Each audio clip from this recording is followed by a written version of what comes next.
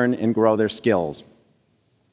But as Nicole said, productivity is not the only part of the AI transformation we're enabling.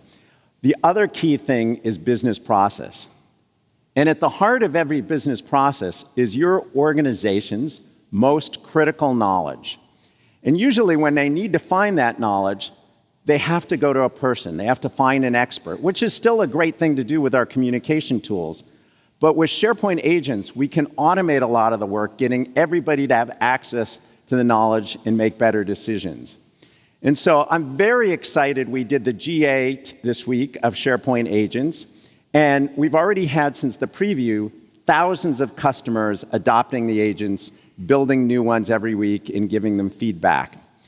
We've also heard from all these customers a whole bunch of use cases around HR and customer service and marketing and operations and more that have really helped us help you all build the business case for this and help us refine the product.